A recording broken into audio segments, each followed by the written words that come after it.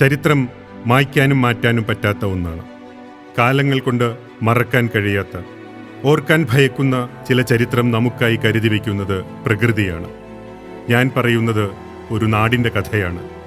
കണ്ണടച്ച് തുറക്കും മുൻപില്ലാതായ ഒരു നാടിൻ്റെ കഥ. കരുതലായും കരുത്തായും നിന്ന ഒരു ജനതയുടെ കഥ. കൈകോർത്ത് കൂടെ നിന്ന ഒരു ഭരണകൂടത്തിൻ്റെ കഥ. ഏത് പ്രതിസന്ധി ഘട്ടത്തെയും അതിജീവിക്കാൻ തയ്യാറായ കുറേ നിഷ്കളങ്കരായ മനുഷ്യരുടെ കഥ.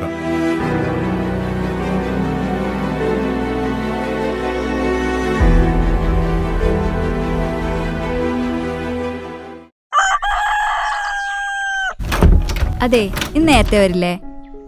അച്ഛനമ്മയെന്ന് വരാന്ന് പറഞ്ഞിട്ടുണ്ട്. എപ്പോഴെങ്കിലും അവർക്ക് വരാൻ തോന്നിയില്ല. അതെ, നീ അടുക്കള കയറാനൊന്നും നിൽക്കണ്ട. ഞാന് മേശപ്പുറത്ത് മരുന്നും ഭക്ഷണമൊക്കെ എടുത്തു വെച്ചിട്ടുണ്ട്. കഴിച്ചിട്ട് കയറി കിടന്നു. അതെ, ഞാൻ പറഞ്ഞ കാര്യം നേരത്തെ വരൂലേ? വരാടി, നീ കയറി വാതിലടച്ചോ. മാഷേ, രാവിലെ എങ്ങോട്ടാ? നമ്മുടെ രമേശിന്റെ വീട് പാസ്സായിട്ടുണ്ട്. ലൈഫിന്റെ ലൈഫിന്റെ ഒന്ന് മേപ്പാടി വരെ പോണം.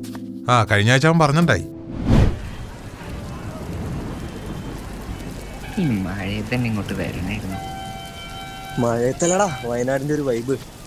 ഇനി എങ്ങോട്ടാണ്?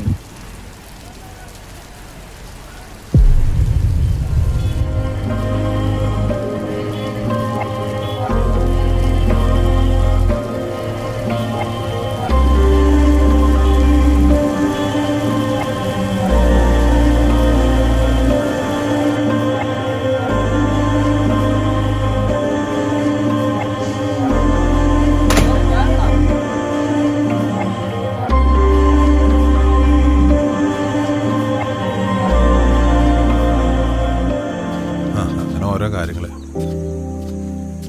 മാഷേ പോവാ.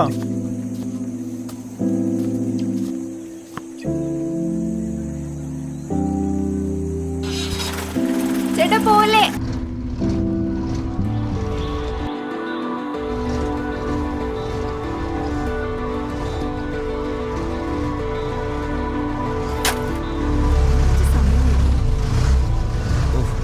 മഴ തന്നെയല്ലേ? ശരിയാ, ഇന്ന് നല്ല മഴമൂടലുണ്ട്.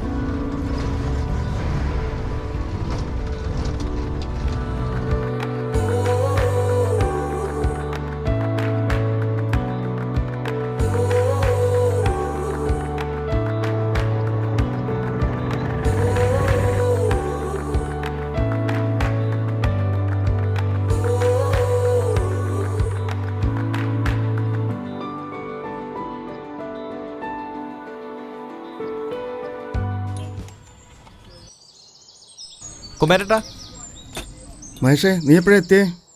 ഞാൻ ഇന്നലെ രാത്രി. അമ്മയ്ക്ക് തീരെ സുഖമില്ല എന്നേ, അതാ പെട്ടെന്ന് വന്നേ. നാളെ തന്നെ പോണം. കൃഷ്ണേട്ടാ,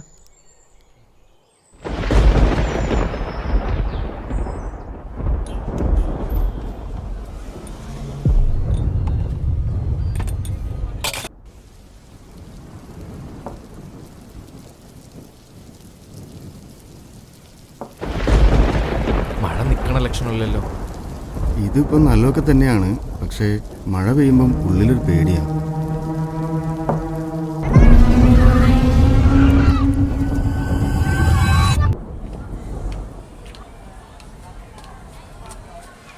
അപ്പൊ നാളെ വരുമ്പോ എല്ലാരും ഈ ഹോംവർക്ക് ചെയ്തിട്ട് വേണം വരാൻ, കേട്ടോ?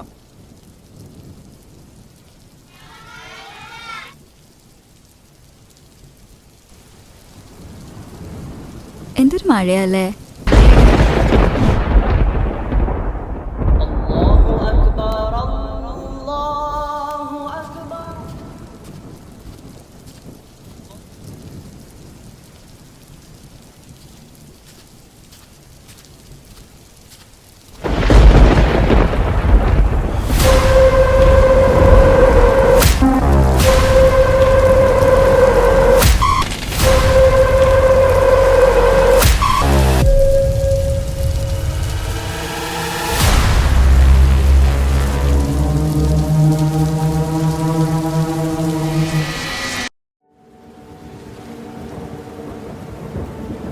ശക്തമായ മഴ തുടരുകയാണ്. വയനാട് ബത്തേരിയിൽ കല്ലൂർ പുഴ കരകവിഞ്ഞൊഴുകുന്നു. ബത്തേരിയിൽ 2 ദുരിതാശ്വാസ ക്യാമ്പുകൾ തുറന്നു.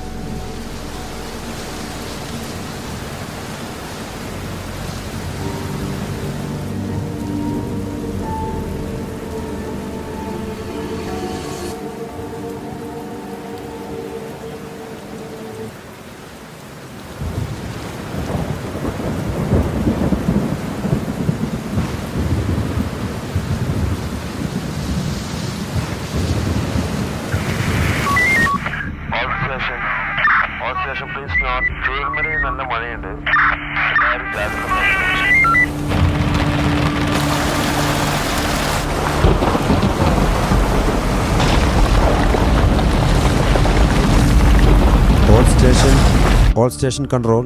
എല്ലാ സ്റ്റേഷനും ശ്രദ്ധിക്കുക. മുണ്ടക്കി ചൂരംവരയിൽ ഉരുൾപൊട്ടിയതായിട്ട് അറിയിപ്പ് ലഭിച്ചിട്ടുണ്ട്. All station control.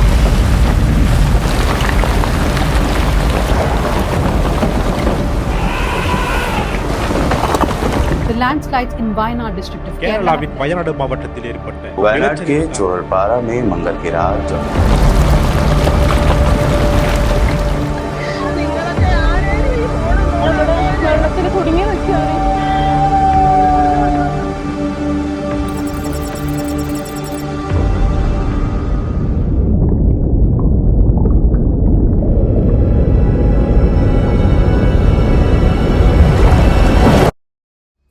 ഒരിക്കൽ പോലും ഓർക്കാൻ ആഗ്രഹിക്കാത്തൊരു ദിവസമാണത്. ഒന്ന് കണ്ണടച്ച് തുറക്കുമ്പോഴേക്കും 2 ദിവസം മുമ്പ് കണ്ട ഏറ്റവും പ്രിയപ്പെട്ടവർ വരെ നഷ്ടപ്പെട്ട ഒരു ദിവസമായിരുന്നു.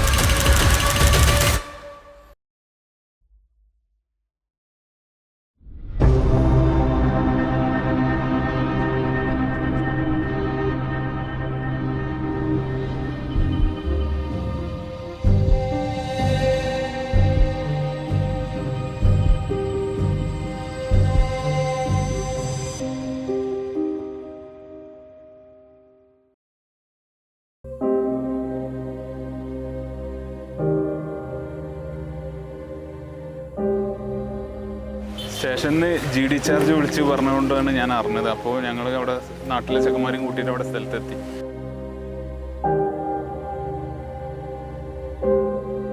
അപ്പോൾ ഭയങ്കര ഇരുടും ഭയങ്കര ഭയാനകമായ ഇതായിരുന്നു.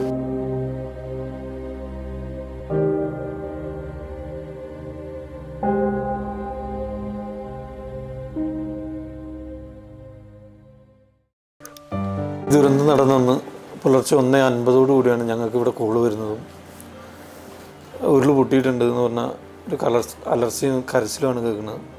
ഞങ്ങൾ അപ്പോൾ ഇവിടെ സഡനായിട്ടുണ്ടായിരുന്ന 2 ക്രൂ 10ഓളം അംഗങ്ങൾ 2 വാഹനങ്ങളിലായിട്ട് ചൂരൽമലയിലേക്ക് എത്രയും പെട്ടെന്ന് ചെല്ലാനുള്ള തയ്യാറെടുപ്പിൽ വളരെ സ്പീഡിൽ തന്നെയാണ് പോയിരുന്നത്. പക്ഷേ പോണ വഴിക്ക് ഇതുപോലെ മണ്ണിടിഞ്ഞിട്ടും അതുപോലെ മരങ്ങൾ വീണ് കിടന്നിട്ടുമൊക്കെ നമ്മുടെ യാത്ര കുറച്ച് വൈകി. പക്ഷേ നമ്മൾ മരങ്ങളൊക്കെ മുറിച്ച് മാറ്റിയത് കൊണ്ടാണ് പുറത്തുനിന്നുള്ള മറ്റു വാഹനങ്ങൾക്കും രക്ഷാപ്രവർത്തനങ്ങൾക്കുമൊക്കെ അങ്ങോട്ട് എത്തിപ്പെടാൻ സാധിച്ചത് തന്നെ. നമ്മളവിടെ ചെല്ലുമ്പോൾ വളരെ ഭീകരമായിട്ടൊരു അവസ്ഥയായിരുന്നു. നമുക്ക് ചൂരൽമല ടൗണിൽ നിന്ന് മുന്നോട്ട് കിടക്കാൻ പറ്റുന്ന ഒരു സാഹചര്യം അവിടെ ഇല്ലായിരുന്നു. കാരണം ചെളി നിറഞ്ഞിട്ട് വലിയ രീതിയിൽ നമുക്ക് നടക്കാനോ നമ്മുടെ ഉപകരണങ്ങൾ കൊണ്ടുപോകാനോ ഒന്നും പറ്റുന്നൊരു സാഹചര്യമല്ലായിരുന്നു. വളരെ ഭീകരമായിരുന്നു. നല്ല കൂരിരുട്ടായിരുന്നു, നല്ല മഴയും. അതുകൊണ്ട് തന്നെ ഒന്നും കാണാനും പറ്റുന്ന സാഹചര്യമില്ലായിരുന്നു. പക്ഷെ നമ്മളപ്പോൾ നമ്മുടെ കയ്യിലുണ്ടായിരുന്ന ടവർ ലൈറ്റ് ആദ്യം തന്നെ അവിടെ വെളിച്ചം സൗകര്യം ഒരുക്കുകയും അങ്ങനെ അതിൻ്റെ ആ വെളിച്ചത്തിലാണ് നമ്മളവിടുത്തെ ശരിക്കും ഭീകരാവസ്ഥ ആദ്യമായിട്ട് കാണുന്നത്.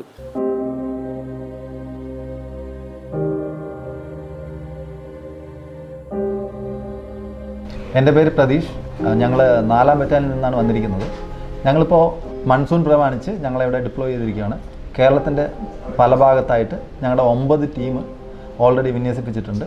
കഴിഞ്ഞ വർഷം നമ്മുടെ ലാൻഡ് സ്ലൈഡ് ഉണ്ടായിരുന്നു മുണ്ടക്കയത്ത്.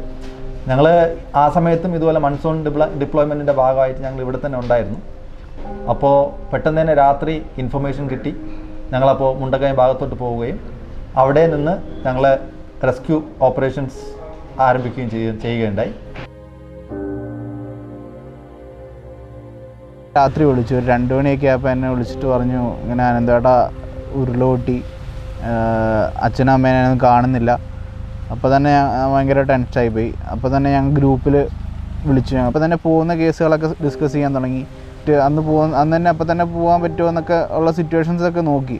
അപ്പോൾ അങ്ങനെ ഞങ്ങൾ അവിടെയുള്ള ഒരു ഞങ്ങൾ ഡ്രൈവറൊക്കെ ഉണ്ട്, ഒരു പിക്കപ്പ് ഡ്രൈവറൊക്കെ ഉണ്ട്. ഞങ്ങൾ പുള്ളീനെയൊക്കെ വിളിച്ച് ചോദിച്ചു നോക്കി. പുള്ളി അപ്പോൾ പറഞ്ഞാൽ ഇപ്പോൾ വന്നിട്ട് കാര്യമൊന്നുമില്ല, കാരണം ഡേഞ്ചർ സിറ്റുവേഷനാണ്. അപ്പോൾ രാവിലെ വന്നാൽ മതി എന്ന് പറഞ്ഞിട്ട് ഞങ്ങളൊരു 6 മണിയൊക്കെ ആയപ്പോൾ തന്നെ, എത്ര മണിക്കായിട്ട് നിങ്ങൾ ഇറങ്ങിയ 6:30 ആയപ്പോൾ തന്നെ ഇവർ കയറും സാധനങ്ങളൊക്കെ വാങ്ങിയിട്ട് അവരപ്പോൾ തന്നെ അങ്ങോട്ട് പോയി. ഞങ്ങളെന്തൊക്കെ അവിടുത്തെ നാട്ടുകാരൊക്കെ കൂട്ടിയിട്ട് ഫസ്റ്റ് കയറി വന്ന ആൾക്കാരൊക്കെ രക്ഷിച്ചു. പിന്നെ ഞങ്ങൾ CI വന്നപ്പോൾ മുന്നേ അവിടെ കുറച്ച് ആൾക്കാരെ പാർപ്പിച്ചിരുന്നു സ്കൂളിൻ്റെ ഉള്ളിൽ. അവരും കൂടി ശ്രദ്ധിക്കാൻ വേണ്ടി പറഞ്ഞപ്പോൾ ഞങ്ങൾ അങ്ങോട്ട് പോയപ്പോഴാണ് ഈ ഇങ്ങനെ കരച്ചിൽ കേട്ട് വെള്ളത്തിൽ നിന്ന് ഒഴുകി വന്ന 2 പേരുണ്ടായിരുന്നു. അവർ മറ്റേ ഒഡീഷ സ്വദേശികളായിരുന്നു. അപ്പോൾ അവരെ ഞങ്ങൾ നാട്ടുകാർ അങ്ങോട്ട് ഇറങ്ങിപ്പോയി. ഞങ്ങൾ 3 ആൾ അവിടുന്ന് അവരെ വലിച്ചു കയറ്റി അങ്ങനെ രക്ഷപ്പെടുത്തി. പിന്നെ ഞങ്ങൾ മുന്നോട്ട് മേലോട്ട് മറ്റേ സ്കൂൾ പടി റൂട്ടിലേക്ക് അങ്ങനെ പോവുകയാണ് ചെയ്തത്. അവിടുന്ന് പിന്നെ നമുക്ക് ഇരുടായിരുന്നു, വെളിച്ചവും കാര്യങ്ങളൊന്നും ഞങ്ങളെ കയ്യിലില്ലാത്തതുകൊണ്ട് കുറച്ച് ഭയാനകരമായ ഒരു അന്തരീക്ഷമായിരുന്നു.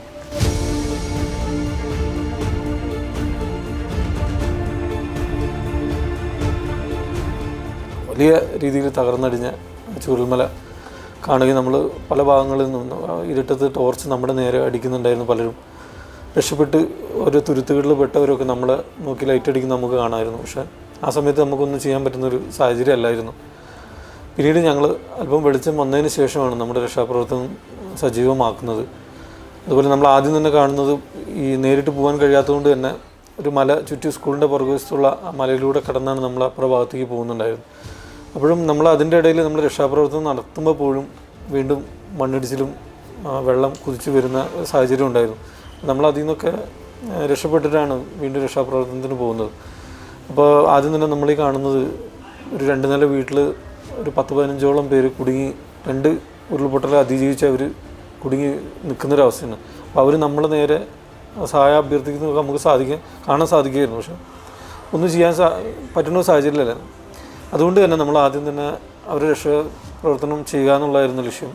അതുകൊണ്ട് തന്നെ നമ്മുടെ ലാഡർ ഉപയോഗിച്ച് നമ്മൾ ആദ്യം തന്നെ അവിടെ ഒരു പാലം നിർമ്മിക്കുകയും അതിലൂടെ ആ മുഴുവൻ പേരെയും നമ്മൾ പുറത്തേക്ക് കൊണ്ടുവന്ന് രക്ഷാപ്രവർത്തനം ചെയ്യുകയും ചെയ്തു.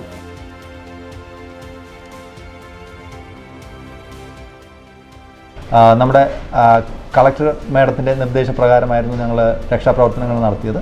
ആ സമയത്ത് നമ്മൾ 100ഓളം ആൾക്കാരെ രക്ഷിക്കാൻ കഴിഞ്ഞു.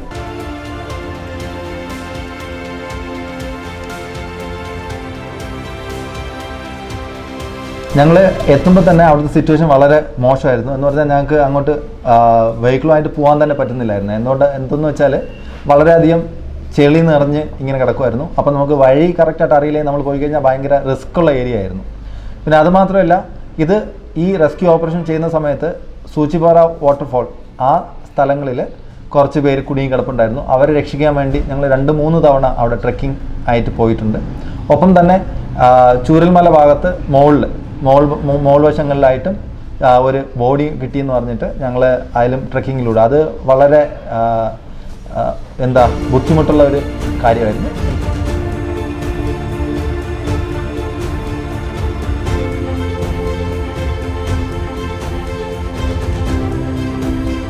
അങ്ങനെ രാവിലെ വന്നു. അവിടെ വന്നപ്പോൾ ഞങ്ങൾ ആദ്യം വന്ന് മറ്റേ വെള്ളാർമല സ്കൂളിൻ്റെ അവിടെയാണ്. സ്കൂളിൻ്റെ അവിടെ വന്നപ്പം അങ്ങോട്ട് കടന്നു പോകാൻ പറ്റില്ല. അപ്പോൾ ആണ് അറിയുന്നത് വില്ലേജ് റോട്ടിൽ ആളുകൾ കുടുങ്ങിയിട്ടുണ്ടെന്ന് രാത്രി തൊട്ട് വിളിക്കുന്നുണ്ട്. അപ്പോൾ അവിടെ ആരൊക്കെ ഒരു പ്രഗ്നൻ്റായ ലേഡിയൊക്കെ കുടുങ്ങി കിടക്കാണ്ട് ഇപ്പോൾ കിടക്കാൻ പറ്റില്ല എന്ന് പറഞ്ഞുള്ള പ്രശ്നം ഉണ്ടായിരുന്നു. അങ്ങനെ ഞങ്ങളെ വണ്ടികളെല്ലാം എടുത്ത് അങ്ങനെ പുതിയ വില്ലേജ് റോഡല്ല, പുതിയ വില്ലേജ് റോഡിൽ ആ ചെളി കൂടെ ക്രോസ് ചെയ്ത് അപ്പുറം പോയി. അവിടെ നിന്നുണ്ടായിരുന്ന ഒരു ഏഷ്യൻ്റെ കണക്ക് പ്രകാരമാണ് ഒരു 100 ചില്ലറ ആളുകൾ ഉണ്ടായിരുന്നു അവിടെ മൊത്തത്തിൽ. അവരെ ഞങ്ങളിലുണ്ടായിരുന്ന ആർമിയിൽ നിന്ന് ലേലത്തിൽ കൊണ്ടുവന്ന ട്രക്കിലാണ് ആളുകൾ മൊത്തം 3-4 പ്രാവശ്യമായിട്ട് അടിച്ച് ഇപ്പുറം കൊണ്ടുവന്നു. കാരണം വേറെ വണ്ടിയൊന്നും പോയില്ല, അത്ര ഹൈറ്റിൽ വെള്ളം ഉണ്ടായിരുന്നു, വെള്ളവും ചെളിയായിരുന്നു അവിടെ. അതിനുശേഷം ഞങ്ങൾ ജീപ്പുകളും മറ്റു കാര്യങ്ങളും അപ്പുറം കടത്തി. അപ്പോഴാണ് ബോഡി എടുക്കുക. അവിടെ വന്ന് കണ്ടമാനം മരം അടിഞ്ഞിട്ടുണ്ടായിരുന്നു. അവിടുന്ന് ഏകദേശം ഏറ്റവും ബോഡി 2 ദിവസം കൊണ്ട് 43 ബോഡി ഏകദേശം ഞങ്ങൾ എടുത്തിട്ടുണ്ട് അവിടുന്ന്.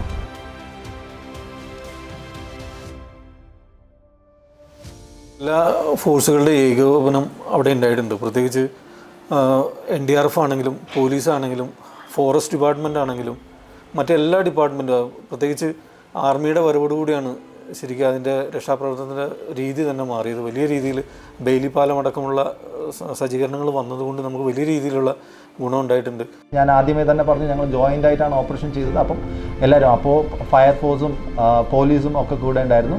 അപ്പം അവരുടെ സഹായത്തോട് പിന്നെ ഫോറസ്റ്റുകാരുടെ സഹായത്തോടു കൂടി ഞങ്ങൾക്ക് അവിടെ പോകാനും കാര്യങ്ങളൊക്കെ ചെയ്യാനും കഴിഞ്ഞിട്ടുണ്ട്. ഒപ്പം ആദ്യം ഞങ്ങളിവിടെ തുടങ്ങുന്ന സമയത്ത് നമുക്ക് ഒറ്റ ടീമേ ഉണ്ടായിരുന്നുള്ളൂ. പിന്നെ അടുത്ത 1-2 ദിവസങ്ങളിലായി NDRFൻ്റെ തന്നെ 4 ടീം വന്നു. അതുപോലെ തന്നെ ആർമിയുടെയും നേവിയുടെയും ഒക്കെ ആൾക്കാർ വന്നിട്ടുണ്ടായിരുന്നു.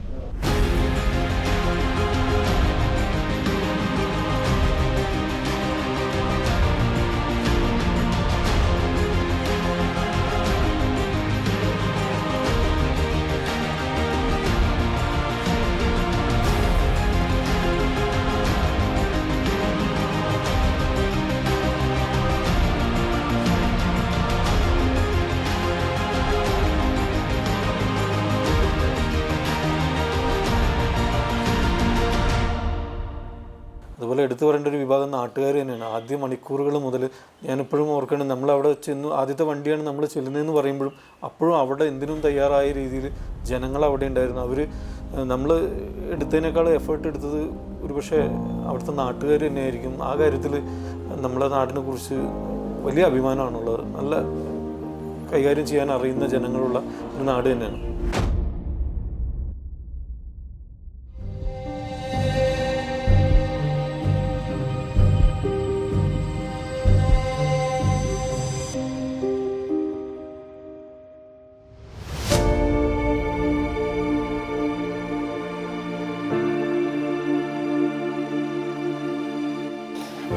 നിർഭാഗ്യകരമായ കാര്യം, എന്നാലും 298 ആളുകൾ നമുക്ക് മരണപ്പെട്ടു എന്നുള്ളത് തന്നെയാണ്.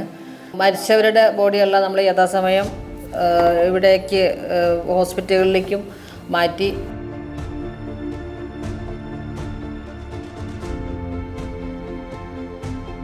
നമുക്ക് അടിയന്തര സാഹചര്യങ്ങളിൽ ചെയ്യാവുന്ന കാര്യങ്ങൾ ചെയ്തു. രക്ഷപ്പെടുത്തിയ ആളുകൾക്ക് നമുക്ക് 14 ക്യാമ്പുകളിലായിട്ട് ഏകദേശം 3000-ഓളം ആളുകളെ മാറ്റി താമസിപ്പിച്ചു. ക്യാമ്പിലുള്ള ആളുകൾക്ക് ദിവസേന നമുക്ക് അവർക്ക് വേണ്ട അത്യാവശ്യ കാര്യങ്ങൾ നമുക്ക് എത്തിക്കുന്നതിനും അവർക്ക് വേണ്ട കാര്യങ്ങൾ ചെയ്തു കൊടുക്കാനും പരമാവധി കഴിഞ്ഞിട്ടുണ്ട്.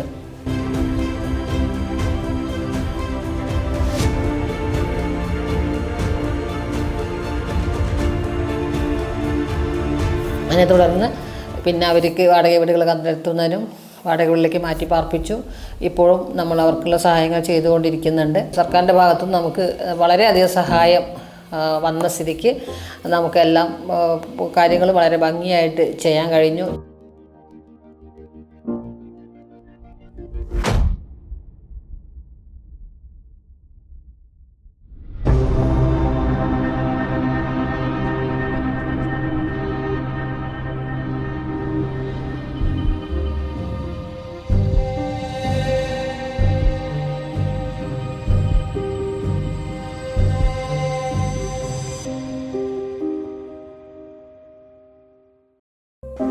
ക്യാമ്പിൽ നിന്ന് നേരെ കൽപ്പറ്റയിലേക്കാണ് റെൻറ്റിന് മാറിയിട്ടുണ്ടായിരുന്നത്. അത് നമുക്ക് പിന്നെ ഗവൺമെൻറ് ഹൈസ്കൂളിലായിരുന്നു ഞങ്ങളുണ്ടായിരുന്നത്. അവിടെ നിന്ന് തന്നെയാണ് നമുക്ക് ഈ വീട് ശരിയായതും നമ്മളിങ്ങോട്ട് മാറി താമസിച്ചതും എല്ലാം.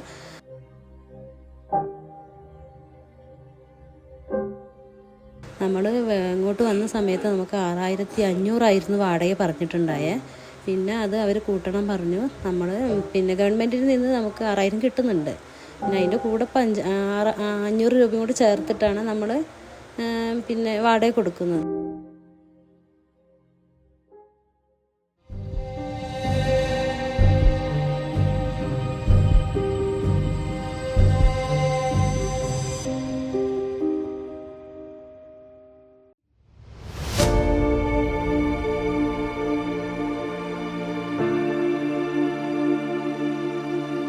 ചൂരൽമല മുണ്ടക്കൈ പ്രദേശങ്ങളിലുണ്ടായിരുന്ന പ്രകൃതിക്ഷോഭത്തിൽ നിരവധി ആളുകൾക്ക് തങ്ങളുടെ വിലപ്പെട്ട രേഖകൾ നഷ്ടപ്പെടുന്ന ഒരു അവസ്ഥയുണ്ടായിരുന്നു.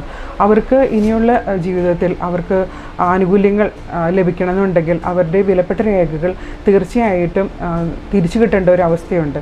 അതിന് ആ രേഖകൾ തിരിച്ചു ലഭിക്കുന്നതിന് വേണ്ടി കേരള സംസ്ഥാന IT മിഷൻ്റെ നേതൃത്വത്തിൽ ജില്ലാ ഭരണകൂടത്തിൻ്റെ സഹകരണത്തോടെ വിവിധ വകുപ്പുകളെ ഏകോപിപ്പിച്ചുകൊണ്ട് അക്ഷയ സംരംഭകരുടെയും സഹകരണത്തോടുകൂടി നമ്മൾ ഈ 11 റിലീഫ് ക്യാമ്പുകളിലായി സർട്ടിഫിക്കറ്റ് വീണ്ടെടുക്കൽ ക്യാമ്പുകൾ സംഘടിപ്പിക്കുകയുണ്ടായി. ഈ ക്യാമ്പുകൾ സംഘടിപ്പിച്ചത് സെപ്റ്റംബർ 9, 12 ദിവസങ്ങളിലാണ്. ഈ ക്യാമ്പുകളിൽ 878 ആളുകൾ ക്യാമ്പുകളിൽ സർവീസിനായി എത്തുകയും അവർക്ക് 1690 സേവനങ്ങൾ ക്യാമ്പിൽ നൽകാൻ സാധിക്കുകയും ചെയ്തിട്ടുണ്ട്. ആധാർ കാർഡ് വീണ്ടെടുക്കാനും നഷ്ടപ്പെട്ട ആരോഗ്യ ഇൻഷുറൻസ് കാർഡ്, റേഷൻ കാർഡ്, അവരുടെ MVD ആയിട്ട് ബന്ധപ്പെട്ടിട്ടുള്ള സർട്ടിഫിക്കറ്റുകൾ, പാൻ കാർഡ്, അത്രയും രേഖകൾ നമുക്ക് വീണ്ടെടുത്ത് നൽകാൻ സാധിച്ചിട്ടുണ്ട്. അക്ഷയ സംരംഭകരുടെ സഹകരണത്തോടെ കൗണ്ടറുകൾ സെറ്റ് ചെയ്തു. ഓരോ ക്യാമ്പിലേക്കും ക്യാമ്പ് ഓഫീസർമാരായി വിവിധ വകുപ്പുകളിലെ ഉദ്യോഗസ്ഥന്മാരെ വിന്യസിച്ചിട്ടുണ്ടായിരുന്നു. അതുകൂടാതെ സെപ്റ്റംബർ 28, 29 ദിവസങ്ങളിൽ കേരളത്തിൽ തന്നെ ആദ്യമായി കോഴിക്കോട് റീജിയണൽ പാസ്പോർട്ട് ഓഫീസിൻ്റെയും ജില്ലാ ഭരണകൂട വയനാടിൻ്റെയും സഹകരണത്തോടെ പാസ്പോർട്ട് നഷ്ടപ്പെട്ടവർക്ക് വേണ്ടി ഒരു സ്പെഷ്യൽ ഡ്രൈവ്, പാസ്പോർട്ട് ഡ്രൈവ് നടത്തുകയുണ്ടായി. അതിൽ 87 ആളുകൾക്ക് മൊബൈൽ പാസ്പോർട്ട് വാഹനത്തിലൂടെ അവരുടെ പാസ്പോർട്ട് വെരിഫിക്കേഷൻ അടക്കം കംപ്ലീറ്റ് ചെയ്ത് സൗജന്യമായി സേവനം നൽകുവാനും സാധിച്ചിട്ടുണ്ട്. ഏറ്റവും നല്ല ജില്ലാ ഭരണകൂടത്തിൻ്റെ നല്ലൊരു ഏകോപനം ഈ പ്രവർത്തനങ്ങളിലുണ്ടായിരുന്നു.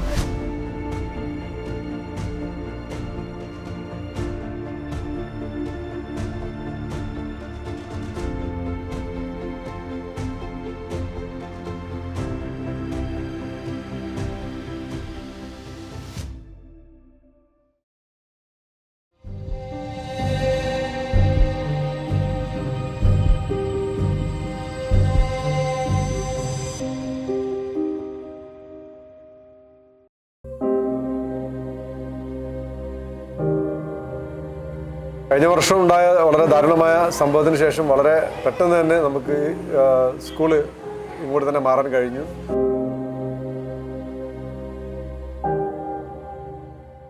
സെപ്റ്റംബർ 2-ന് തന്നെ പുനഃപ്രവേശനോത്സവത്തോടുകൂടി നമ്മുടെ വിദ്യാലയം റീഓപ്പൺ ചെയ്തു.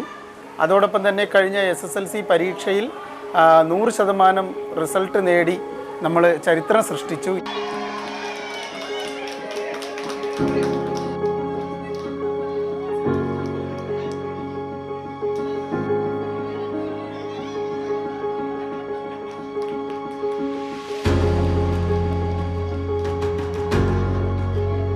വിദ്യാഭ്യാസ വകുപ്പിലെ ഉദ്യോഗസ്ഥന്മാർ ഇവിടെ ക്യാമ്പ് ചെയ്തുള്ള പ്രവർത്തനങ്ങൾ നടത്തിയിരുന്നു.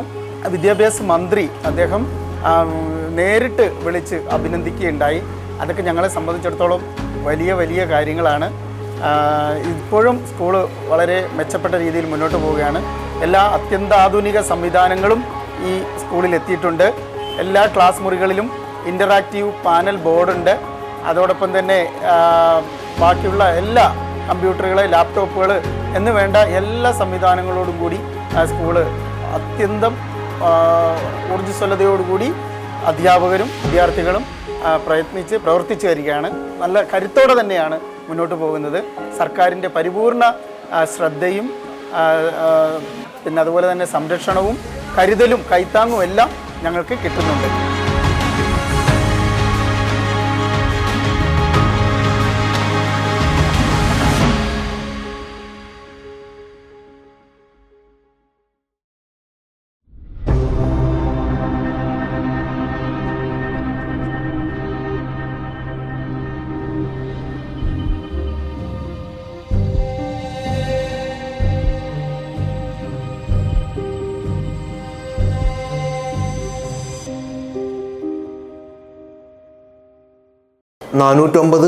ഫാമിലിക്കാണ് നമ്മൾ ഇതുവരെ ജീവനോപാധിക്കുള്ള സഹായങ്ങൾ കൊടുത്തിട്ടുള്ളത്. അത് ഡയറക്റ്റായിട്ട് അവർക്ക് ജീവനോപാധിക്ക് വേണ്ടി ഉള്ള സപ്പോർട്ടുകൾ കൊടുക്കുകയും അതിനു വേണ്ടിയിട്ടുള്ള സ്കിൽ ഡെവലപ്മെൻറ്റ് സപ്പോർട്ടുകൾ കൊടുക്കുകയും അതോടൊപ്പം തന്നെ നമ്മൾ വായ്പയായിട്ടും വായ്പ അല്ലാതെയും സപ്പോർട്ടുകൾ കൊടുക്കുകയും ചെയ്തിട്ടുണ്ട്.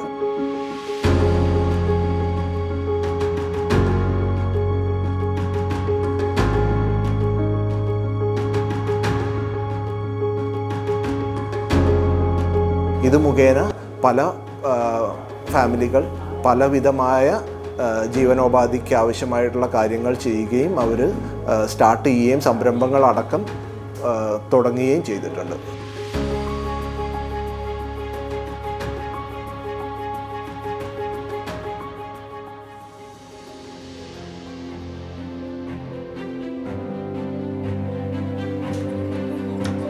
ഒറ്റ രാത്രിയിൽ ഇല്ലാതായ ജീവിതം തിരിച്ചുപിടിക്കുന്ന തിരക്കിലാണ് മുണ്ടക്കൈ ചൂരൽമല നിവാസികൾ.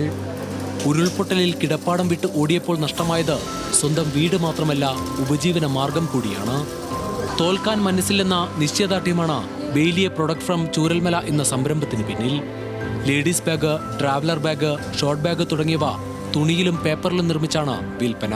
എല്ലാവരും ഈ ഉരുൾപൊട്ടലിന് ശേഷം പല ദിക്കിലായിപ്പോയി. അതിനുശേഷം ഒന്നും ഒരു അതിജീവനം ആവശ്യമാണല്ലോ. അപ്പോൾ വീട്ടിലിരുന്ന് തയ്ക്കാൻ അറിയുന്നവരാണ് ഏകദേശം എല്ലാവരും. അപ്പോൾ അവരൊക്കെ ചേർത്ത് നിർത്തിയിട്ട് ഒരു സംരംഭമായിട്ട് തുടങ്ങിയിട്ടുണ്ടെങ്കിൽ ഒന്നും എല്ലാവരും പരസ്പരം കാണുകയും അവർക്കൊരു വരുമാനം വീടുകളിൽ എത്തുകയും ചെയ്യുന്നുള്ളൊരു ഇതാണ് മെയിനായിട്ട് ഉദ്ദേശിച്ചിട്ടുണ്ടായിരുന്നത്. റിപ്പൺ, മാനിവയൽ, ചൂരൽമല എന്നിവിടങ്ങളിൽ 3 യൂണിറ്റുകളിലായാണ് പ്രവർത്തനം. തയ്യൽ അറിയാത്തവർക്ക് ആദ്യഘട്ടത്തിൽ പരിശീലനം നൽകി. തയ്യൽ പരിചയമുള്ളവർക്ക് ബാഗ് നിർമ്മാണത്തിനാവശ്യമായ പരിശീലനവും ഉറപ്പാക്കി. ശരിക്കും എല്ലാവരും തയ്യൽ അറിയുന്ന ആൾക്കാരൊന്നും അല്ല. പിന്നെ ഞങ്ങൾ ട്രെയിനിങ് കഴിഞ്ഞ് വന്നതുകൊണ്ട് ഒരുവിധമൊക്കെ ആയി നമുക്ക് ചെയ്യാനൊക്കെ കുഴപ്പമില്ലാണ്ട് എല്ലാവരും ചെയ്തു പോകുന്നുണ്ട്.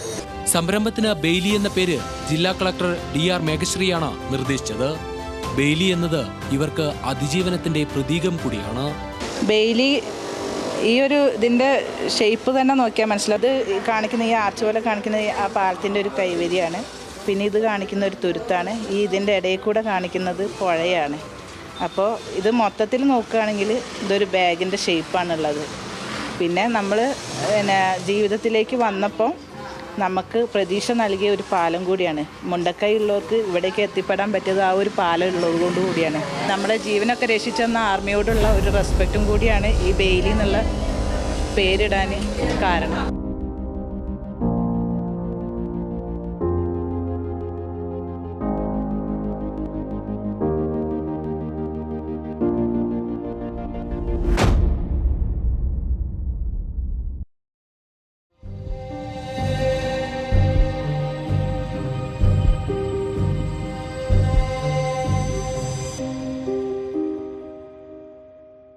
ഇന്ത്യയിൽ ആദ്യമായിട്ടാണ് ഒരു ദുരന്തത്തിന് ശേഷം ഓരോ ഫാമിലിക്കും അവരുടെ ജീവനോപാധിക്കും അവരുടെ ന്യൂട്രീഷനും അവരുടെ എഡ്യൂക്കേഷൻ ഫെസിലിറ്റികൾക്കും അവരുടെ സ്കിൽ ഡെവലപ്മെൻറ്റിനും അവരുടെ ഹെൽത്ത് നീഡ്സൊക്കെ കംപ്ലീറ്റ് ചെയ്യാൻ വേണ്ടിയിട്ട് ഒരു മൈക്രോ പ്ലാൻ എന്നുള്ളൊരു പദ്ധതി രൂപീകരിച്ചത്. അത് ഓരോ ഫാമിലിക്കും നമ്മൾ ചെന്നിട്ട് അവരുടെ വീടുകളിൽ ചെന്നിട്ട് നമ്മൾ അവർക്ക് എന്താണ് ആവശ്യം അതിനനുസരിച്ച് ഓരോ ഫാമിലിക്കുമുള്ള ഓരോ മൈക്രോ പ്ലാനുകൾ ഉണ്ടാക്കുകയും അതിനനുസരിച്ച് ആ സർവീസുകൾ നമുക്ക് എങ്ങനെ പൂർത്തീകരിക്കാം എന്നതിനെ സംബന്ധിച്ച് നമ്മൾ വർക്ക് ചെയ്യുകയും കൂടെയാണ് ചെയ്തത്. അങ്ങനെയാണ് മൈക്രോ പ്ലാൻ എന്നുള്ളൊരു കൺസെപ്റ്റ് വരികയും ആ ഒരു പ്രവർത്തനം മുന്നോട്ട് നടത്തുകയും ചെയ്തത്. ഇതിൻ്റെ ഭാഗമായിട്ട് നമ്മൾ 1065ഓളം ഫാമിലികൾക്ക് ഇപ്പോൾ കണ്ടിന്യൂസ് ആയിട്ട് ഹെൽത്ത് സർവീസുകൾ നൽകുകയും അതുപോലെ 831 ഫാമിലികൾക്ക് ഓരോ മാസവും 1000 രൂപയുടെ ഫുഡ് കൂപ്പൺ നൽകുകയും ചെയ്യുന്നുണ്ട്. ഇതുകൂടാതെ 223 കുട്ടികൾക്ക് വിദ്യാഭ്യാസത്തിന് സംബന്ധമായിട്ട് കുറേയധികം സപ്പോർട്ടുകൾ നൽകുകയും മേശ, കസേര, ട്രാവൽ ഫെസിലിറ്റികൾ, ട്യൂഷൻ ഫീസ്, ലാപ്ടോപ്പ് അങ്ങനെ പല അനവധി സൗകര്യങ്ങൾ നൽകുകയും ചെയ്തിട്ടുണ്ട്.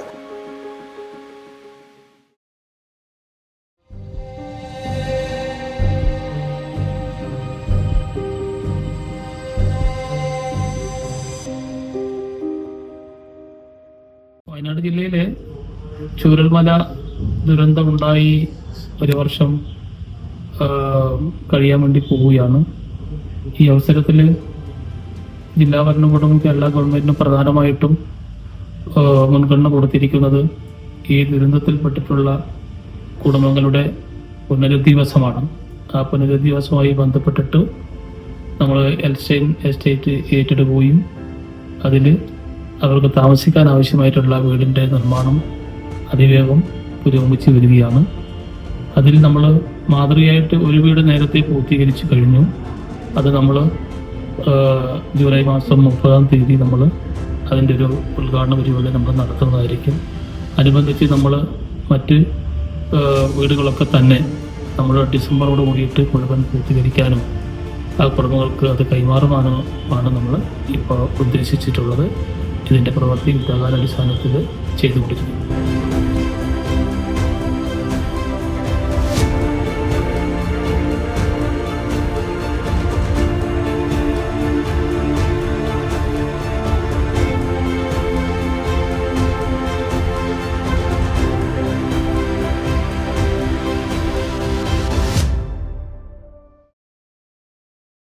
സോ ജൂലൈ 30-ാം തീയതിയാണ് നമ്മൾ ദുരന്തം സംഭവിക്കുന്നതും. സോ ആ സമയത്തിൽ ഇത്ര ഒരു വലിയ ദുരന്തം കേരളം കാണാത്ത ഒരു എങ്ങനെയാണ് ഇത് കൈകാര്യം ചെയ്യുന്നതും ഒരു വലിയ ചാലഞ്ചായിട്ടാണ് ജില്ലാ ഭരണകൂടത്തിൻ്റെ മുമ്പിലെ ഉണ്ടായിരുന്നത്. അപ്പോൾ എത്രയും പെട്ടെന്ന് നമുക്ക് അവിടെ എത്താനും ആവശ്യമായിട്ടുള്ള സജ്ജീകരണങ്ങൾ ചെയ്യാനും രക്ഷാപ്രവർത്തനം തുടങ്ങാനും നമുക്ക് സാധിച്ചിട്ടുണ്ടായിരുന്നു. അത് കഴിഞ്ഞിട്ട് ഇന്ത്യൻ ആർമി ഉൾപ്പെടെ നല്ല രീതിയിലുള്ള സപ്പോർട്ട് നമുക്ക് രക്ഷാപ്രവർത്തനത്തിലേക്ക് കിട്ടിയിട്ടുണ്ടായിരുന്നു. ലോക്കൽ ആൾക്കാരുടെ നല്ല രീതിയിലുള്ള ഒരു സപ്പോർട്ട് നമുക്ക് കിട്ടിയിട്ടുണ്ടായിരുന്നു. അത് കഴിഞ്ഞിട്ട് നമുക്ക് അടുത്ത ചാലഞ്ച് അത്രയും ഡെഡ് ബോഡീസിനെ മാനേജ് ചെയ്യുന്നത് എങ്ങനെയാണ്. ഒരു സമയത്തിൽ വയനാട്ടിലെ ഏകദേശം ഒരു 15ഓളം ബോഡി മാത്രമാണ് നമുക്ക് വെക്കാൻ പറ്റൂ. പക്ഷേ 400-ലെ കൂടുതലായിട്ട് ബോഡി പാർട്സും ബോഡി നമുക്ക് കിട്ടാൻ തുടങ്ങി. സോ നമുക്കുള്ള സംവിധാനങ്ങൾ മതിയായിരുന്നില്ല, സർജൻസും മതിയായിരുന്നില്ല. അപ്പോൾ കേരളം മുഴുവനായിട്ട് കുറേ ഫോറൻസിക് സർജൻസ് ഇതിനു വേണ്ടി ഇങ്ങോട്ട് വന്നു. നമ്മൾ വൈത്തിരി താലൂക്ക് ഹോസ്പിറ്റലിലെ ബോഡി മാനേജ് ചെയ്യാനുള്ള ക്രമീകരണങ്ങളും ചെയ്തു. അപ്പോൾ വളരെ നല്ല രീതിയിലാണ് DNA അനാലിസിസ് ഉൾപ്പെടുത്തി നമ്മൾ ബോഡി മാനേജ്മെൻറ്റും ഡെഡ് ബോഡി മാനേജ്മെൻറ്റ് ഇതിനെ ചെയ്യാൻ സാധിച്ചു നമുക്ക്. അടുത്തതും ഇത്രയും ആൾക്കാരുടെ അടക്കം ചെയ്യുന്ന സ്ഥലം കണ്ടുപിടിക്കുന്നതും വയനാട്ടിലെ ഒരു ഇഷ്യൂ ആയിരുന്നു. അവിടുത്തെ ആൾക്കാരുടെ ഒരു ആഗ്രഹമായിരുന്നു മേപ്പാടി ഭാഗത്തിൽ തന്നെ അടക്കം ചെയ്യണം. നമ്മൾ പുത്തുമല ഭാഗത്തിലെ അതിനെ ആവശ്യമായിട്ടുള്ള ഭൂമി കണ്ടെത്തി അതിൻ്റെ ക്രമീകരണങ്ങളൊക്കെ ചെയ്തും അവിടെ അടക്കം ചെയ്യാനുള്ള സംവിധാനത്തേക്ക് നമ്മൾ പോയി. വളരെ മാതൃകാപരമായ രീതിയിലാണ് നാട് ഒറ്റായിട്ട് ആ ചടങ്ങ് ചെയ്തതും സർവ്വധർമ്മ മത പ്രാർത്ഥന കൂടെ നമ്മൾ ഒഫീഷ്യൽസും അതുപോലെ തന്നെ പഞ്ചായത്ത് സർക്കാർ പ്രതിനിധികളും ബഹുമാനപ്പെട്ട മിനിസ്റ്റർമാർ ഉൾപ്പെടെ ആണ് ആ പരിപാടിയിൽ പങ്കെടുത്തതും. അത് കഴിഞ്ഞിട്ട് രക്ഷാപ്രവർത്തനത്തിലെ സുരക്ഷിതമായിട്ട് സ്ഥലത്തേക്ക് കൊണ്ടുപോയ ആൾക്കാരുടെ ക്യാമ്പ് മാനേജ്മെൻറ്റ് വളരെ ഭംഗിയായിട്ടാണ് നമുക്ക് ചെയ്യാൻ സാധിച്ചതും. ബഹുമാനപ്പെട്ട കേരള സർക്കാർ ഒരുപാട് ആൾക്കാരിനെ ഇതിനു വേണ്ടി നമുക്ക് ഇങ്ങോട്ട് കൊണ്ടുവന്നിട്ടുണ്ടായിരുന്നു. കുറേ സ്പെഷ്യൽ ഓഫീസേഴ്സ് ഇതിനു വേണ്ടി വന്നിട്ടുണ്ടായിരുന്നു. സാംബ സർ, കൗശികൻ സർ, ശ്രീധന്യ, വിഷ്ണു, അതുപോലെ തന്നെ ഡെപ്യൂട്ടി കളക്ടറായിട്ടുള്ള ബിജു, പുരുഷോത്തമൻ, അരുൺ, അജീഷ് ഉൾപ്പെടെ കുറേ ആൾക്കാരും ഇതിനു വേണ്ടി നല്ല രീതിയിലുള്ള ശ്രമം എടുത്തിട്ടുണ്ടായിരുന്നു. വളരെ ഭംഗിയായിട്ടാണ് ക്യാമ്പുകൾ നടന്നത്. ഒരു സമയത്തിലെ 10,000-ൽ കൂടുതലായിട്ട് ആൾക്കാരും നമുക്ക് വയനാട്ടിലെ ക്യാമ്പ്സിലുണ്ടായിരുന്നു. മേപ്പാടി ഭാഗത്തിലെ മാത്രമായിട്ട് 17 ക്യാമ്പ്സ് നമ്മൾ സ്റ്റാർട്ട് ചെയ്തിട്ടുണ്ടായിരുന്നു. അതിലെ ആവശ്യമായിട്ടുള്ള ഭക്ഷ്യസാധനങ്ങളും health assistance, psycho social support, അതുപോലെ തന്നെ അവർക്ക് ആവശ്യമായിട്ടുള്ള മറ്റു കാര്യങ്ങളും വളരെ നല്ല രീതിയിൽ നമുക്ക് കൊടുക്കാൻ സാധിച്ചിട്ടുണ്ടായിരുന്നു. അത് കഴിഞ്ഞിട്ട് നെക്സ്റ്റ് അടുത്ത ചാലഞ്ചായിട്ട് നമ്മൾ മുമ്പിൽ വന്നതും ഇത്രയും ആൾക്കാരിനെ ഒരു ടെമ്പററി റീഹാബിലിറ്റേഷനിലേക്ക് എങ്ങനെയാണ് നമ്മൾ മാറ്റിപ്പാർപ്പിക്കുന്നത്. അപ്പോൾ വളരെ നല്ല രീതിയിലാണ് ആ സമയത്തിലെ തദ്ദേശ സ്വയംഭരണ സ്ഥാപനങ്ങളും അതുപോലെ തന്നെ നമ്മളെ ഉദ്യോഗസ്ഥരും വേണം ഒരു വാടക വീട്, ഒരു ക്യാമ്പയിൻ രൂപത്തിലാണ് വാടക വീടുകൾ അന്വേഷിക്കാൻ നമ്മൾ തുടങ്ങുന്നത്.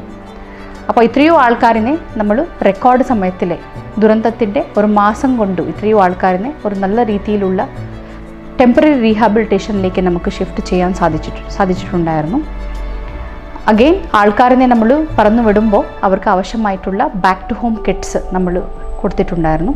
അതിലെ ബേസിക് ഫർണിച്ചർ, ഫുഡ് കിറ്റ്സ്, അതുപോലെ തന്നെ medicine kits, personal hygiene kits, ആവശ്യമായിട്ടുള്ള ഫുഡ് സപ്പോർട്ട് കിറ്റ്സ് ഉൾപ്പെടെ നല്ല രീതിയിൽ അവരെ നമ്മൾ 3 മാസത്തേക്ക് കംഫർട്ടബിളായിട്ട് താമസിക്കാൻ ആവശ്യമായിട്ടുള്ള എല്ലാ കാര്യങ്ങളോടൊപ്പമാണ് അവരെ ടെമ്പററി റീഹാബിലിറ്റേഷനിലേക്ക് വിടുന്നത്. ഇതേ സമയത്തിലാണ് പെർമനൻറ്റ് റീഹാബിലിറ്റേഷന് വേണ്ടി നമ്മൾ ആവശ്യമായിട്ടുള്ള സ്ഥലങ്ങൾ കണ്ടുപിടിക്കാൻ ശ്രമിക്കുന്നത്. നമുക്കെല്ലാവർക്കും അറിയാം, വയനാട്ടിലെ ഏറ്റവും കൂടുതലായിട്ട് ഭൂമി പ്രശ്നമുള്ള ഒരു ജില്ലയാണ്. ഫ്രീ ഹോൾഡ് ആയിട്ടുള്ള ഭൂമി നമുക്ക് വയനാട്ടിലേക്ക് കിട്ടുന്നതും പോസിബിൾ അല്ല. സോ നമ്മൾ കുറേ ഇതിനു വേണ്ടി ശ്രമം എടുത്തിട്ടുണ്ടായിരുന്നു. സോ ഒരു 10-15 ലാർജ് പാർസൽസ് ഓഫ് ലാൻഡ് ഇതിനു വേണ്ടി നമ്മൾ ഐഡൻറ്റിഫൈ ചെയ്തു. ഒരു 5ഓളം ഭൂമി നമ്മൾ ഫൈനലാക്കി. ഈ ഡിസാസ്റ്റർ റെസിലിയൻ്റ് ആയിട്ടുള്ള ഭൂമിയാണോ ഒരു സ്പെഷ്യൽ ടീം ഇങ്ങോട്ട് വന്നു. അതിനെ ഇൻസ്പെക്ഷനൊക്കെ കഴിഞ്ഞിട്ട് ബഹുമാനപ്പെട്ട ക്യാബിനറ്റ് മുമ്പിൽ നമ്മൾ വെക്കുന്നത്. അപ്പോൾ ക്യാബിനറ്റ് നിശ്ചയിച്ചിട്ടുള്ള എൽസ്റ്റോണും നെടുമ്പാല എസ്റ്റേറ്റ് ആയിരുന്നു. അത് കഴിഞ്ഞിട്ട് നമ്മുടെ എൽസ്റ്റോൺ എസ്റ്റേറ്റിലാണ് നമ്മൾ മാതൃകാപരമായിട്ടുള്ള ടൗൺഷിപ്പ് ആരംഭിക്കുന്നത്. അപ്പോൾ 3 മാസത്തിനകം നമ്മൾ ഗവൺമെൻറ് ഓർഡർ ഇറക്കിയിട്ടുണ്ടായിരുന്നു. പക്ഷേ ബഹുമാനപ്പെട്ട കോടതിയുടെ കാര്യത്തിലേക്ക് പോയതുകൊണ്ടും എൽസ്റ്റണിൻ്റെ ഓണേഴ്സ് കോടതിയിലേക്ക് പോയതുകൊണ്ടും നമുക്ക് ആ സമയത്തിലെ നമുക്ക് ഒരു ചെറുതായിട്ടുള്ള ഒരു പ്രശ്നങ്ങളുണ്ടായിരുന്നു. അപ്പോൾ അത് കഴിഞ്ഞിട്ട് കോടതിയുടെ ഗ്രീൻ സിഗ്നൽ കിട്ടുമ്പോൾ ആ ദിവസം തന്നെ നമ്മൾ ഭൂമി ഏറ്റെടുക്കുന്നതും അടുത്ത ദിവസം തൊട്ട് നമുക്ക് വർക്ക് സ്റ്റാർട്ട് ചെയ്യുന്നതും സ്റ്റാർട്ടായി. അപ്പോൾ വളരെ നല്ല രീതിയിലാണ് ടൗൺഷിപ്പിൻ്റെ വർക്ക്സും നടന്നു വരുന്നതും. നമ്മളെ മാതൃകാപരമായ വീട് കംപ്ലീഷനിലേക്ക് എത്തിയിട്ടുണ്ട്. ജൂലൈ 30-ാം തീയതിനുള്ളിൽ നമ്മുടെ മോഡൽ ഹൗസിൻ്റെ കംപ്ലീറ്റ് ആയിട്ടുള്ള കൺസ്ട്രക്ഷൻസും നമുക്ക് ചെയ്തെടുക്കാൻ സാധിച്ചിട്ടുണ്ട്. 410 വീടുകളും ഇതുപോലെ തന്നെ ഡിസംബർ 31 നമുക്ക് കംപ്ലീറ്റ് ചെയ്തും ദുരന്തബാധിതരായിട്ടുള്ള ആൾക്കാരിനെ കൈമാറാൻ സാധിക്കും. ആ ഒരു ലക്ഷ്യത്തിലാണ് നമ്മൾ ഇപ്പോഴും പോകുന്നത്. അതുപോലെ തന്നെ നമ്മൾ ഡിസാസ്റ്റർ അഫക്റ്റഡ് ഫാമിലീസിന് വേണ്ടി ഒരു മൈക്രോ പ്ലാൻ നമ്മൾ തയ്യാറാക്കിയിട്ടുണ്ടായിരുന്നു. അപ്പോൾ ഒരു മൈക്രോ പ്ലാൻ പറയുമ്പോൾ അതിലെ ഒരു ദുരന്ത ബാധിത ഫാമിലിനെ ആവശ്യമായിട്ടുള്ള ഫുഡ് സെക്യൂരിറ്റി, അതുപോലെ തന്നെ health support, education support and livelihood support, skilling support, ഈ 5 മേഖലയിലെ ഈ 5 പില്ലേഴ്സിൻ്റെ അടിസ്ഥാനത്തിൽ മൈക്രോ പ്ലാൻസ് നമ്മൾ തയ്യാറാക്കി. നല്ല രീതിയിലാണ് മൈക്രോ പ്ലാൻസ് നമുക്ക് കൊണ്ടുപോകാൻ സാധിച്ചതും. ഒരുപാട് ആൾക്കാരുടെ ന്യൂട്രീഷൻ നീഡ്സ്, എഡ്യൂക്കേഷൻ നീഡ്സ് നമുക്ക് സാച്ചുറേഷൻ ചെയ്യാൻ സാധിച്ചു. അതുപോലെ തന്നെ ലൈവ്ലിഹുഡിൻ്റെ ഇപ്പോഴും വർക്ക് നടക്കുന്നുണ്ട്. ഇനിയും നമുക്ക് അവരെ ജീവനോപാധി നഷ്ടപ്പെട്ട ആൾക്കാരിനെ ജീവനോപാധി തിരിച്ചു കൊടുക്കുന്ന ഒരു ശ്രമത്തിലാണ് ഇപ്പോഴും നമ്മൾ നിൽക്കുന്നത്. കേരള സർക്കാരിൻ്റെ വളരെ നല്ല രീതിയിലുള്ള വെൽഫെയർ ആക്ടിവിറ്റീസാണ് നമ്മളിതിൽ കാണാൻ സാധിച്ചതും. വാടകത്തിനായി ഒരു ഫാമിലിനെ 6000 റുപ്പീസാണ് ബഹുമാനപ്പെട്ട ഗവൺമെൻറ് നിശ്ചയിച്ചതും. അതുപോലെ തന്നെ ജീവനോപാധി നഷ്ടപ്പെട്ട ആൾക്കാരിനെ ലൈവ്ലിഹുഡ് അസിസ്റ്റൻസ് ആയിട്ട് 300 രൂപ 30 ദിവസത്തേക്ക്, ഒരു അഡൾട്ട് 2 അഡൾട്ട്സ് ഉണ്ടെങ്കിൽ 2 അഡൾട്ട്സ്, കടുപ്പ രോഗി ഉണ്ടെങ്കിൽ 3 ആൾക്കാരിനെ ജീവനോപാധി ഭത്യം നമ്മൾ കൊടുത്തു വരുന്നുണ്ട്. എല്ലാ മാസം ഒരു 1000 രൂപ ഫുഡ് കൂപ്പൺസ് നമ്മൾ കൊടുത്തു വരുന്നുണ്ട്. ദുരന്തത്തിലെ നാശനഷ്ടങ്ങൾ അനുഭവിച്ച ആൾക്കാരിനെ ഏറ്റവും ഒരു ചാലഞ്ചായിട്ട് തോന്നുന്നതും അവരുടെ സൈക്കോ സോഷ്യൽ റീഹാബിലിറ്റേഷൻ ആയിരുന്നു. സോ ഇതിന് ആവശ്യമായിട്ടുള്ള സൈക്കോ സോഷ്യൽ സപ്പോർട്ട് അവരുടെ വാതിൽപ്പടിയിൽ തന്നെ DMOയുടെ നേതൃത്വത്തിലുള്ള ടീം, ടാറ്റ ഗ്രൂപ്പും അതുപോലെ തന്നെ മറ്റുള്ള NGO സപ്പോർട്ടിനെ കൂടെ വളരെ ഭംഗിയായിട്ട് ചെയ്തു വരുന്നുണ്ട്. ഈ വലിയ ഒരു എഫർട്ടാണ് എൻറ്റയർ ഡിസാസ്റ്റർ മാനേജ്മെൻറ്റിനെ നമുക്ക് കാണാൻ സാധിക്കുന്നത്. എഡ്യൂക്കേഷൻ കുറിച്ച് പറയുമ്പോൾ നമ്മൾ ഡിസാസ്റ്റർ അഫക്റ്റഡ് ഏരിയയിലെ 2 സ്കൂൾ ഉണ്ടായിരുന്നു. ഒരു GVHSS വെള്ളാർമലം, അതുപോലെ തന്നെ GLPS മുണ്ടക്കൈ. അപ്പോൾ ആ 2 സ്കൂളും തകർന്നു പോയിട്ടുണ്ടായിരുന്നു. ഒരു മാസത്തിനകം എല്ലാ കുട്ടികളെയും നമ്മൾ GHSS മേപ്പാടിയിലേക്ക് ഷിഫ്റ്റ് ചെയ്ത് സ്കൂൾസ് നമ്മൾ സ്റ്റാർട്ട് ചെയ്തിട്ടുണ്ടായിരുന്നു. കുട്ടികൾ വളരെ നല്ല രീതിയിലാണ് അവിടെ എഡ്യൂക്കേഷൻ കണ്ടിന്യൂ ചെയ്തിട്ട് വരുന്നത്. അവർക്ക് ആവശ്യമായിട്ടുള്ള kitchen utensils, smart class rooms, അവർക്ക് വാഹന സൗകര്യം, അതുപോലെ തന്നെ പുതിയ ബ്ലോക്ക് തുടങ്ങി എല്ലാ കാര്യങ്ങളും സജ്ജീകരിച്ചിട്ട് നമ്മൾ കൊടുത്തിട്ടുണ്ടായിരുന്നു. ദുരന്തത്തിലെ മാതാപിതാക്കൾ നഷ്ടപ്പെട്ട കുട്ടികൾക്കും ഇൻഡിവിജ്വൽ ചൈൽഡ് കെയർ പ്ലാൻ നമ്മൾ തയ്യാറാക്കി. അതുപോലെ തന്നെ ബഹുമാനപ്പെട്ട കേരള സർക്കാർ അവർക്ക് 10 ലക്ഷം രൂപ, 5 ലക്ഷം രൂപ വീതത്തോളം അവർ ഫിക്സ്ഡ് ഡെപ്പോസിറ്റ് ചെയ്തിട്ടുണ്ടായിരുന്നു. നമ്മൾ സ്പോൺസർഷിപ്പ് വഴിയിൽ more than 4 lakhs per child sponsorship നമുക്ക് കണ്ടുപിടിക്കാനും സാധിച്ചിട്ടുണ്ടായിരുന്നു. അപ്പോൾ വളരെ നല്ല രീതിയിലാണ്, മാതൃകാപരമായ രീതിയിലാണ് നമ്മൾ ഇത്രയും കാര്യങ്ങളും ചെയ്തതും. ഇതിലെ ഒരുപാട് ആൾക്കാരും വളരെ നല്ല രീതിയിൽ നമ്മളെ കൂടെ നിന്നിട്ട് സപ്പോർട്ട് ചെയ്തിട്ടുണ്ട്, നമ്മളെ കൂടെ ജോലി ചെയ്തിട്ടുണ്ട്. അവരെല്ലാവർക്കും നമ്മൾ വയനാട്ടിൽ നിന്നും നന്ദി. എല്ലാവർക്കും നമസ്കാരം. വയനാട് ചുരൽമല ദുരന്തത്തിൻ്റെ 1 വർഷം കഴിയാറായിരിക്കുന്നു. ഈ ഒരു ഡിസാസ്റ്ററിൻ്റെ ഓർമ്മകൾ അതിൻ്റെ പ്രേരണകൾ എല്ലാവർക്കും വളരെ ഫ്രഷായിട്ട് എല്ലാവർക്കും ഓർമ്മയുണ്ട്. ആ ദുരന്തത്തിൻ്റെ സമയത്ത് പോലീസിനെ വിവരം കിട്ടുമ്പോൾ തന്നെ പോലീസിൻ്റെ രക്ഷാ ദൗത്യം ആരംഭിച്ചിട്ടുണ്ടായിരുന്നു. DPC അടക്കം സേനകൾ മുഴുവൻ സ്ഥലത്തെത്തി രാത്രി തന്നെ കുറേ പേർക്ക് രക്ഷിക്കാൻ സാധിച്ചിട്ടുണ്ടായിരുന്നു. അത് കഴിഞ്ഞിട്ട് ഫയർഫോഴ്സ് അടക്കം പുലർച്ചെ മുതൽ SOG കേരള പോലീസിൻ്റെ സ്പെഷ്യൽ ഓപ്പറേഷൻസ് ഗ്രൂപ്പ്, ആർമി, പിന്നെ ഫോറസ്റ്റ് ഡിപ്പാർട്ട്മെന്റ് അടക്കം കുറേ രക്ഷാ സ്ഥലത്തെത്തി മറ്റുള്ള സെർച്ച് ഓപ്പറേഷൻസ് തുടങ്ങിയത്. എല്ലാവരും ഒന്നിച്ച് വൈകിട്ട് വരെ കുറേ പേർക്ക് നമുക്ക് രക്ഷിക്കാൻ സാധിച്ചിട്ടുണ്ടായിരുന്നു. ഇതിൻ്റെ മെയിൻ ക്രെഡിറ്റ് നമുക്ക് പറഞ്ഞു വെച്ചാൽ വൈകിട്ട് തയ്യാറാക്കിയ ആ ടെമ്പോററി പാലമായിരുന്നു. ഏകദേശം നാളെ 5 മണി വരെ നമുക്ക് എല്ലാവർക്കും ചുരൽമല താഴെ വരെ എത്തിക്കാൻ സാധിച്ചിട്ടുണ്ടായിരുന്നു. അതിനുശേഷം കേരള പോലീസിന്റെ SOG അവർക്കുള്ള സംവിധാനം, അവർക്കുള്ള തടിയൊക്കെ വെച്ചിട്ട് ഒരു ടെമ്പററി പാലം അവിടെ രൂപീകരിച്ച് ഏകദേശം 500ഓളം ആൾക്ക് ഇക്കരെ രക്ഷപ്പെട്ടാൻ സാധിച്ചിട്ടുണ്ടായിരുന്നു. തീർച്ചയായിട്ടും എല്ലാ ഫോഴ്സിന്റെ നല്ല സഹായം കൂടി ഉണ്ടായിരുന്നു. റവന്യൂ ഡിപ്പാർട്ട്മെന്റിന്റെ നല്ല സഹായം ഉണ്ടായിരുന്നു. നമുക്ക് വേണ്ട ലൈറ്റ്സ് സംവിധാനങ്ങൾ ഏർപ്പാടാക്കി ഉടനെ നമുക്ക് കിട്ടിയിട്ടുണ്ടായിരുന്നു. ആർമിയുടെ ലാഡർ ആസ്കലൈറ്റ് ഒക്കെ നമ്മൾ ചെയ്തിട്ടുണ്ടായിരുന്നു. അപ്പോൾ ഇതിന്റെ മുഴുവൻ ഇത് എല്ലാവരും മുഴുവൻ ഒരു നല്ല സെർച്ച് ഓപ്പറേഷനും റെസ്ക്യൂ ഓപ്പറേഷനും ഉണ്ടായിരുന്നു. തീർച്ചയായിട്ടും വലിയ വേദന കൂടിയുണ്ട്. ഇത്രയും വലിയ നമുക്ക് ഇതുവരെ കാണാത്ത ഒരു സ്ഥിതിയായിരുന്നു. ഓർപ്പെട്ട ആത്മാക്കൾക്കും നമ്മുടെ പ്രിയപ്പെട്ടവരെ പ്രിയപ്പെട്ടവരുടെ ഓർമ്മകൾ കൂടി വന്നു അവരുടെ ശാന്തിക്ക് വേണ്ടി പ്രാർത്ഥിക്കുന്നു. ഓർക്കുന്നു. അതുപോലെ തന്നെ ഇനിയും ഈ എല്ലാ ഓർമ്മകളും ഇനിയും ഉണ്ടാവും. പക്ഷേ ഹോപ്പ് ഇസ് ദ സ്ട്രെങ്ത്. ഇനി വരുന്ന ഫ്യൂച്ചറിലെ വയനാട് പോലീസ് ഡിപ്പാർട്ട്മെന്റ് എല്ലാവരും ഇനിയും ഉണ്ടാവും. ഇനിയും നമുക്ക് വയനാടിന് ഈ ഹോപ്പ് എടുത്തിട്ട് ഇനിയും ഒരു നല്ല ശക്തിമായി രീതിയിൽ മുന്നോട്ട് പോകുന്നതാണ് വളരെ നല്ലത് വ്യക്തമാക്കും. പോലീസിന്റെ എല്ലാ സഹായം ഇനിയും ഉണ്ടാവും. എല്ലാവരുടെ കൂടെ ഞങ്ങൾ എല്ലാവരും താങ്ക് യു. ശരി.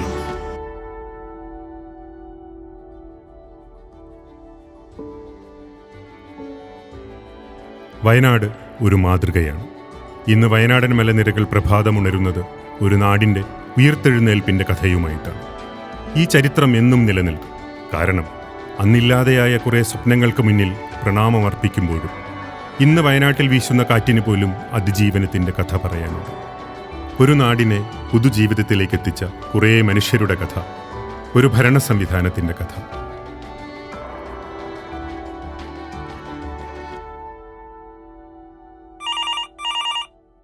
നമസ്കാരം, ഫയർ സ്റ്റേഷൻ കൽപ്പറ്റ. ഹലോ സാറേ, എന്റെ ആട് കെട്ടിപ്പോയി, ഒന്ന് രക്ഷിക്കാവോ?